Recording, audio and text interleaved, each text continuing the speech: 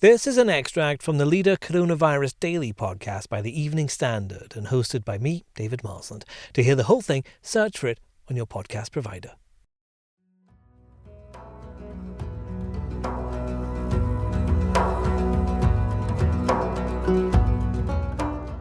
It's Shakespeare's birthday. Probably, there's no birth certificate, but April 23rd is generally accepted as the day the bard was born, and it's usually when there's a whole load of activity to celebrate. Not so much this year, all the theatres are shut, but you can stream plays for free from the Globe Theatre, like its 2009 production of Romeo and Juliet. Hold, Tybalt! Good Mercutio! Ah! I'm hurt! Tybalt! Wait. Plague of both your houses, I'm sped! A dying Mercutio there, cursing the Montagues and the Capulets. Just one of many references to plagues, poxes and sickness that pop up in quite a lot of Shakespeare's plays. Shakespeare scholar Professor Emma Smith's with me over Zoom now. And Emma, there are no Shakespeare plays about pandemics specifically, but there were plenty of sicknesses around in his time. He's clearly writing for an audience that knows all about them. Yeah, completely. So the plague really infects, if you like, Shakespeare's language, Shakespeare's imaginative language. So cursing by the plague, King Lear curses his daughters with plague symptoms. All kinds of characters use it in that way. But there's also a different line of imagery in Twelfth Night, Olivia. So comedy, not a full-blown tragedy by any means. In Twelfth Night, Olivia says about falling in love, "Is it as quick as the plague? Even so quick as the plague." So it's definitely there. It's there for everybody to draw on. And these are words that he'll know that his audience is going to pick out and they're going to resonate with them, because there was just so much sickness around at that time, wasn't there? Yeah, I feel as if they're the kinds of words that have got lost to us in a way.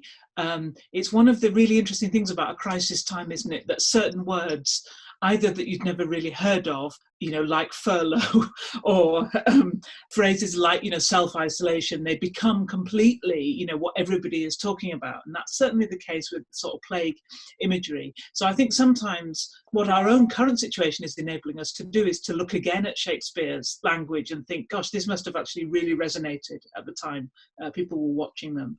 Obviously, on Shakespeare Day, as we have it, there are normally lots of events, lots of plays going on, but that isn't happening because all the theatres have been closed down.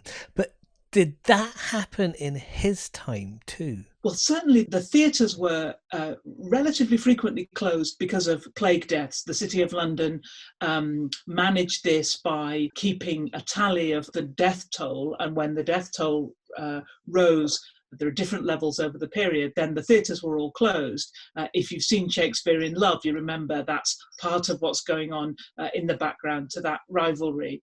Shakespeare and his company and his audiences were used to that on-off kind of theatre scheduling.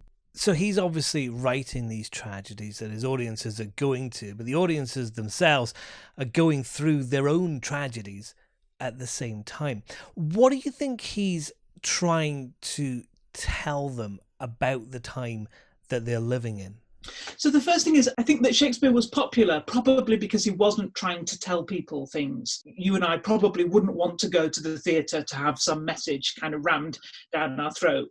That's not what anybody really wants. But I think the way Shakespeare reflects the plague is actually in two ways. One is, I think, in tragedies, he really pushes back against what I think is the biggest terror of the plague, probably then and now, which is kind of statistics, that you turn into a number, that there are huge plague pits where people are just sort of all tumbled in together, and that death erases individuality. And I think what tragedy says insistently is, it doesn't say there's no death, quite the opposite.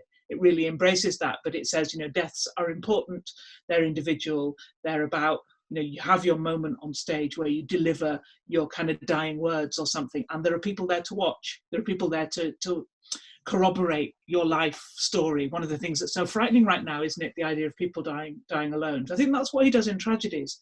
But I think we also know that when terrible things are happening, if you think about, I don't know, the Depression in the 30s, What kinds of films are Hollywood making? Actually, mostly not films about the Depression. They're making big Busby Berkeley musicals. They're making feel-good things. They're making cheerful things. And I think Shakespeare does also respond to plague by thinking, damn it, we are all going to die.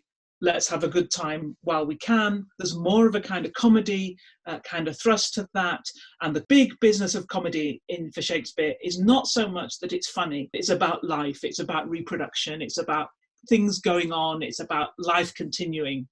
And I think that's the other way in which he helps maybe the London audiences through these difficult times. How much are those outside events influencing William Shakespeare's writing at this time? Is he thinking, as he's putting things down on the page, I need to help the audience get through this? I kind of think it's probably not as sort of instrumental, not as clear-cut as that, or not as deliberate as that, rather. I think for a long time we've thought that Shakespeare was probably not like some other writers, the most learned of people. That's to say, he doesn't get necessarily all of his information from reading and studying. He probably gets his sense of people and his sense of the language and his sense of how people operate from looking around him and absorbing those kinds of influences.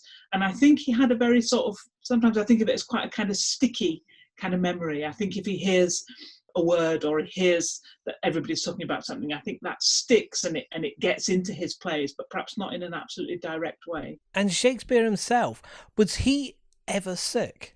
That's a great question. We don't know if he ever was sick. Mortality from bubonic plague is quite high. So some people did recover, but it was a pretty high mortality. There's been some interesting work about the places where he lodged in London on Silver Street, where he lodged with a French immigrant family, in fact. And we know that the woman of that family died, possibly of plague. So it may have touched him where he was living. But it certainly, I think it kind of grabs everybody in this period. On Shakespeare Day, then, if there's one play that people should try and find online, read the script, what would you recommend? If I'm allowed to, depending on whether you're a kind of tragedy person or a comedy person, if you're a tragedy person, absolutely, definitely Macbeth. Loads of reasons why, but it's really, really compelling. I think you will absolutely love it. Quite short by Shakespeare standards, so definitely I would go for that. If you're more of a comedy kind of person, Twelfth Night, maybe Much Ado About Nothing. Either of those have got good rom-com kind of movie versions, which I would recommend. They're both great plays, and they're both actually, incidentally, plays I talk about in my book, which is called This is Shakespeare. And in that book, what I try and do is to say Shakespeare's not as hard or as boring as you think. Search for the leader Coronavirus Daily on any podcast provider to hear more from the podcast.